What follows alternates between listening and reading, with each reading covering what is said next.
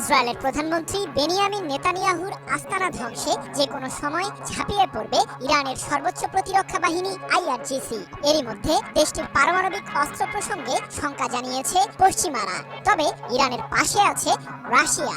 যদিও তেহরানের পারমাণবিক স্থাপনায় সামরিক হামলা চালানোর হুমকি দিয়েছেন মার্কিন প্রেসিডেন্ট ডোনাল্ড ট্রাম্প। ইরান পারমাণবিক অস্ত্র তৈরি করতে সফল হলে সবচেয়ে বেশি সমস্যায় পড়বে কারা?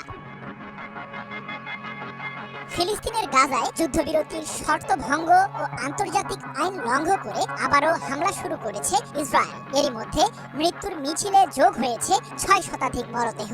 ইসরায়েলকে ঠেকাতে তেল আবিবে ক্ষেপণাস্ত্র ও ড্রোন হামলা চালিয়েছে ইয়েমেনের হুথি বিদ্রোহী ও লেবাননের সশস্ত্র গোষ্ঠী হিজবুল্লাহ।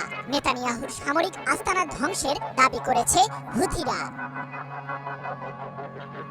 এদিকে ইসরায়েলের বিরুদ্ধে অপারেশন ট্রু প্রমিস 3 পরিচালনার প্রস্তুতির কথা জানিয়েছে ইরানের ইসলামিক বিপ্লবী গার্ড কর্পস আইআরজিসি। সম্প্রতি বাহিনীটির জ্যেষ্ঠ কমান্ডার আলী ফাধাবি বলেন, সঠিক সময়ে পরিচালিত হবে ইহুদিবাদীদের বিরুদ্ধে ইরানের প্রতিরোধমূলক এই হামলা, যার মাধ্যমে ধ্বংস হবে ইসরায়েলের প্রধানমন্ত্রী নেতানিয়াহুর আস্তানা। তবে ঠিক কবে শেষ হবে অপেক্ষার প্রহর, সে বিষয়ে কোনো মন্তব্য করেনি আইআরজিসি। অন্যদিকে ইরানের পারমাণবিক কার্যক্রম নিয়ে কঠোর অবস্থানে মার্কিন প্রশাসন। দেশটিকে কোনোভাবেই পরমাণু অস্ত্র বানাতে দেবে না যুক্তরাষ্ট্র। এরই মধ্যে ইরানের সর্বোচ্চ ধর্মীয় নেতা আয়াতুল্লাহ আলী খামেনিকে চিঠি লিখেছেন ট্রাম্প। হুমকির সুরে বলেছেন, হয় সমঝোতায় বসো, নয়তো সামরিক অভিযানের মাধ্যমে ইরানের পারমাণবিক কার্যক্রম ধ্বংস করবে মার্কিন বাহিনী। এমন হুমকির পর যুক্তরাষ্ট্র ও ইসরায়েলের বিরুদ্ধে শক্ত অবস্থানে ইরান। মার্কিন প্রশাসনের যে কোনো অপশাসনের বিরুদ্ধে রুখে দাঁড়ানোর ঘোষণা দিয়েছেন খামেনি।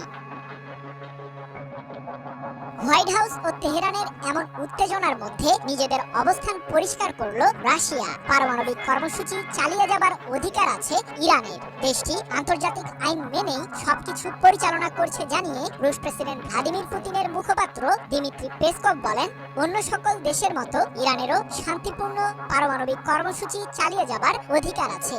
দেশটি আন্তর্জাতিক আইন কঠোরভাবে মেনে চলছে। তবে ইরানের পারমাণবিক কর্মসূচি নিয়ে সমস্যাগুলোর সমাধান করতে রাজনৈতিক সদিচ্ছার কথাও জানান পেসকভ। বলেন, ইস্যুটির সমাধান কেবল রাজনৈতিক ও কূটনৈতিকভাবেই করতে হবে। 21 মার্চ এক প্রতিবেদনে বিষয়টি নিশ্চিত করেছে ব্রিটিশ বার্তা সংস্থা রয়টার্স।